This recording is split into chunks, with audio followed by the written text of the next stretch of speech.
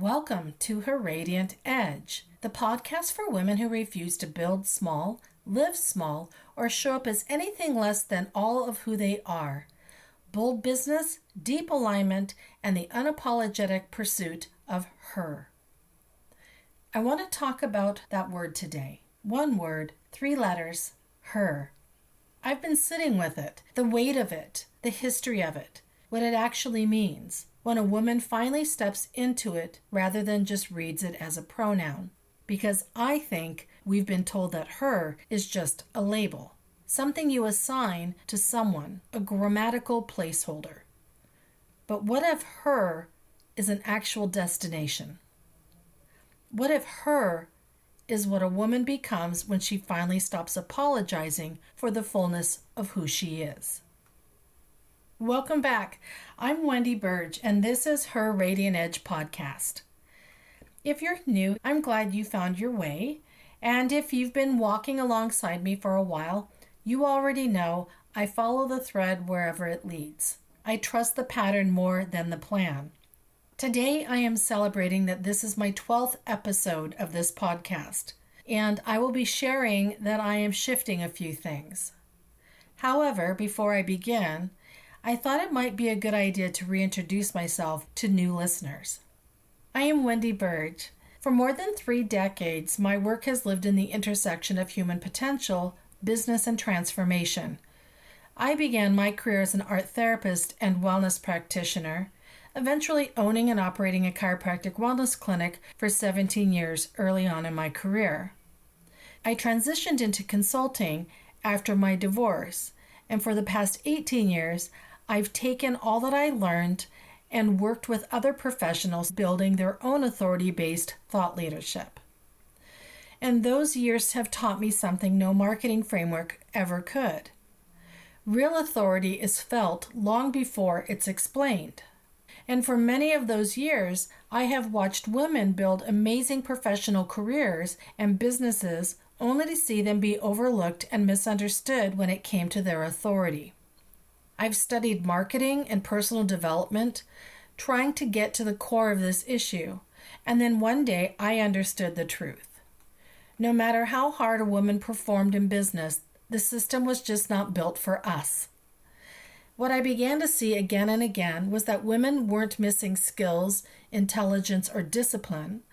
They were operating inside a system that rewarded performance over presence, output over authority, and visibility over coherence.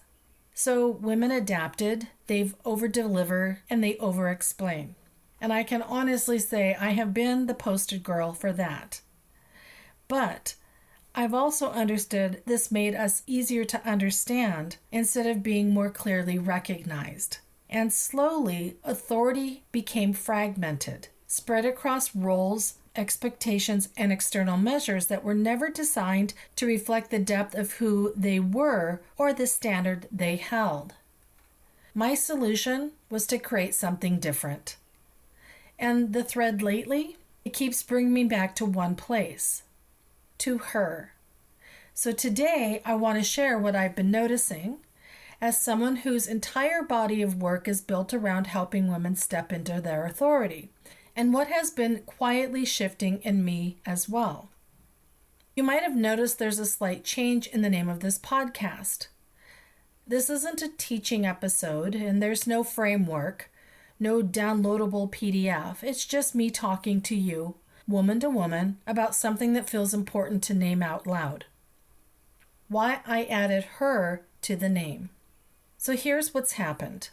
I've been doing this work long enough now to start recognizing patterns, not just in individual women, but in what's moving collectively. And over the last year, I've kept hearing the same word come up again and again in the women I work with.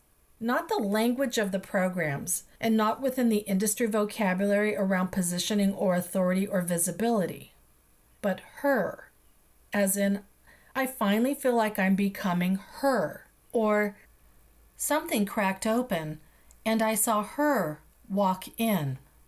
Or I looked in the mirror and for the first time I actually saw her looking back. And for me, that's not random language. That is a woman naming something that no formal framework had previously given her words for. And if you know anything about how I'm wired, my human design profile is a 5-1, a leading authority. I'm someone who is built to see the systemic picture before others can fully name it.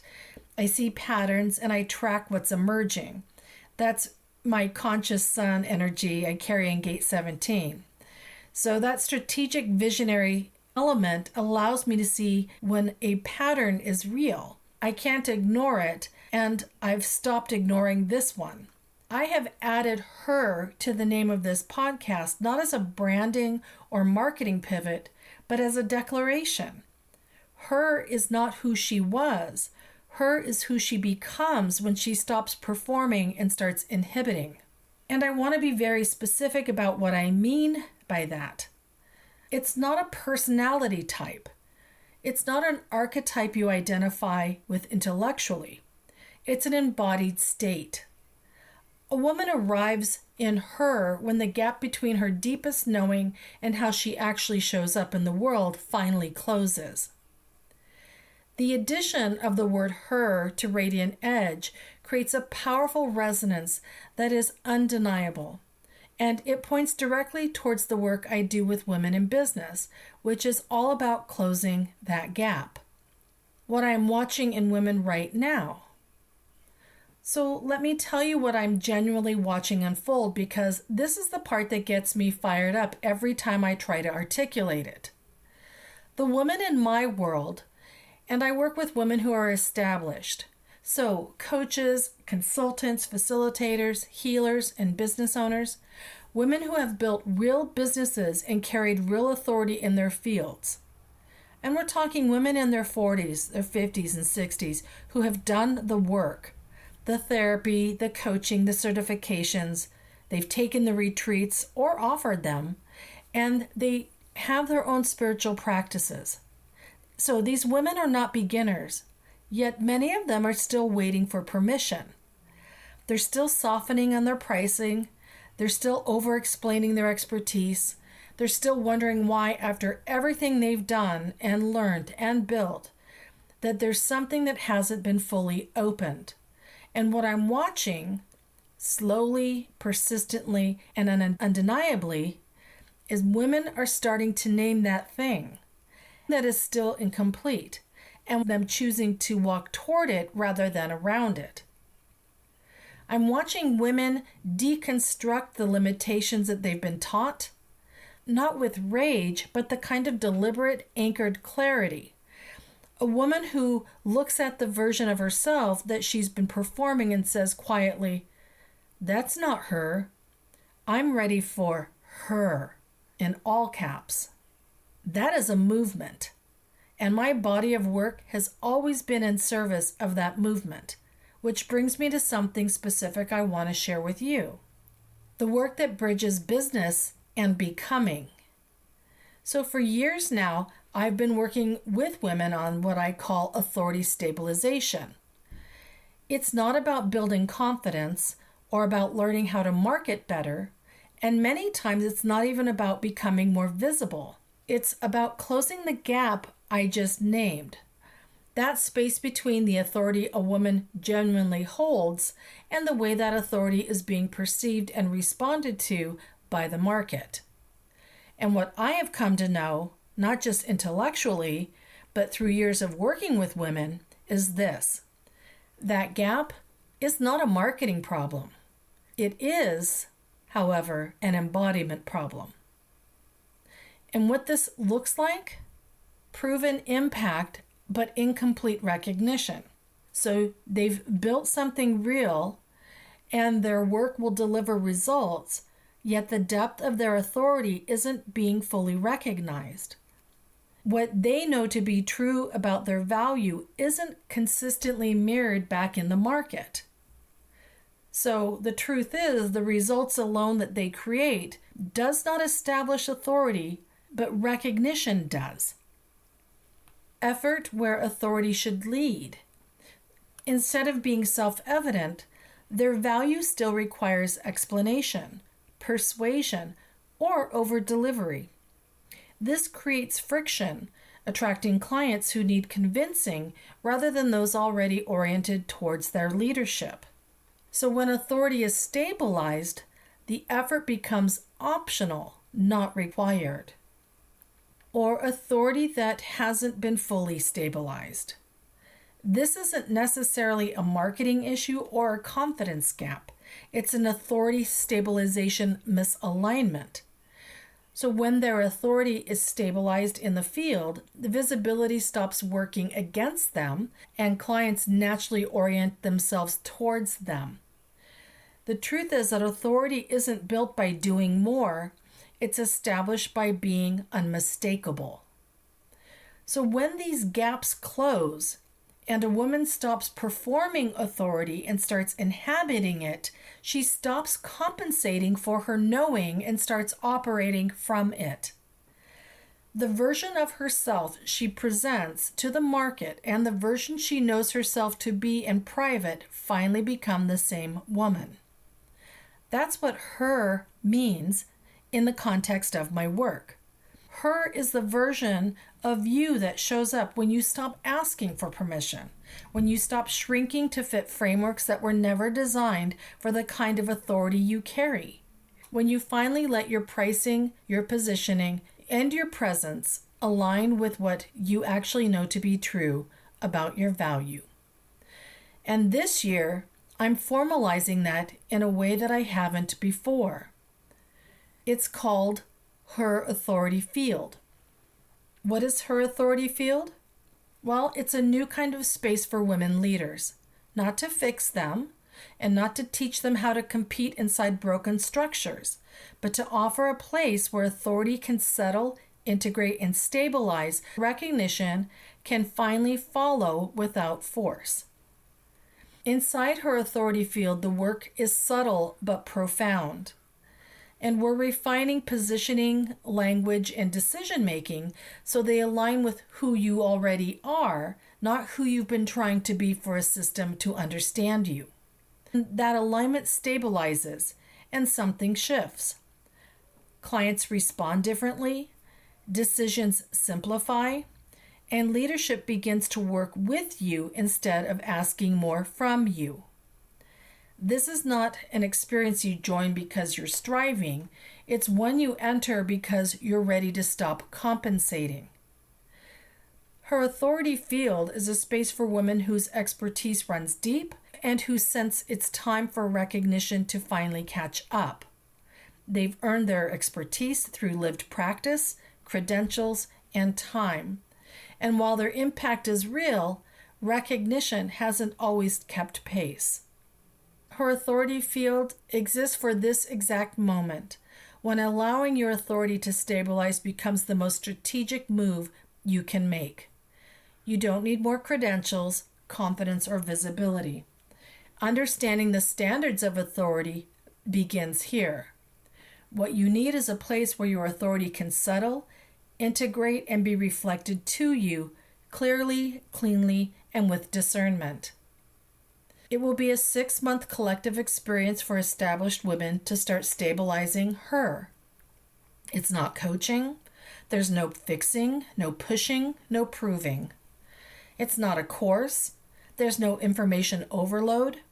It's not a mastermind. There's no performance or comparison. What it is stabilizing authority and allowing recognition to do the rest. I am building this experience across 4 layers. The first is a private center point session, 1-to-1 with me. We will establish your authority baseline and clarify your constellation positioning of expertise, refining your core offers and aligning your language at the identity level. Second will be the authority pillars, the foundational curriculum that anchors authority positioning and decision-making from the inside out. This is where clarity becomes something you can feel in your body, not just hold in your mind. This also is not just about business principles, but personal awareness and the standards you hold for yourself. Third, the group field portal will be a curated collective container where resonance sharpens through shared evaluation, not comparison. co-working sessions, community connections, and cycle circles. This is where you realize the women in your field are not your competitors, they are your mirrors. And fourth will be a private podcast by myself for real-time recalibration when you slip back into performance mode, when the old patterns surface and you need guidance to return to center. So this isn't a program that you join because you're striving. It's one you enter because you're ready to stop compensating. And this is the work that prepares you for everything else that's coming. What's emerging beyond the business work? There's something else I want to plant a seed about, not as a call to action, but just as an acknowledgement of what's unfolding. Because the work I do with women around authority, the business work, the positioning work, the economic work, it's all foundational and it's essential. It creates the conditions for a woman to actually operate at the level she's capable of. But there's a layer beneath it, a lineage question, a remembering. And for some women, not all, but some, the business recalibration opens a door to something older, something that has been waiting. And if you've followed me for a few years, you know I went on an epic adventure in 2018 to Egypt. This pivotal journey to Egypt shifted my relationship with business entirely. Standing in ancient temples and sacred spaces, I experienced a remembering that commerce at its best is not transactional. It is intentional and relational. Sacred in the sense that it carries meaning and responsibility. And that moment quietly reorganized how I approach leadership, language, and authority. And now I'm being pulled towards that work again, towards the sacred sites, toward lineage, and toward pilgrimage. That work will have its own time in its own container with its own conversation. But I wanted to name it here because some of you listening will feel the pull of both, the business foundation and the sacred emergence. And I want you to know that I see both. I am building for both. But we begin with the foundations. We begin with her authority field. We begin by stabilizing the business reality so everything else has a ground to stand on. Then we move into lineage, our origins of divine feminine, ancient wisdom for modern times. If when I share this with you, you are feeling the pull to explore more of this, I invite you to my new Substack called In Her Footsteps, where myself and my co-author Heather Peterson explore the Mary Magdalene codes tied back to the temples and practices that were buried and are ready to be revealed. I will leave a link in the show notes. I know today's show was different, less structured and more stream, but this wanted to move through me as a conversation, not a curriculum, and I've learned to trust that. If something landed for you in this, if you felt recognition or a pull, or even just that quiet internal yes that you've learned to listen to, I want to hear from you. And if her authority field is calling to you, if you recognize yourself in this woman that I've been describing, you can learn more at wendyburge.com, her authority field. The experience is application-based because alignment matters more than the urgency. If this is your time, you'll know. And I will leave you with this. Business can be a spiritual path when it becomes a vehicle for expressing our highest self and in alignment with her. So until next time, keep walking towards her. She's closer than you think. I'm Wendy Burge, and this is Her Radiant Edge.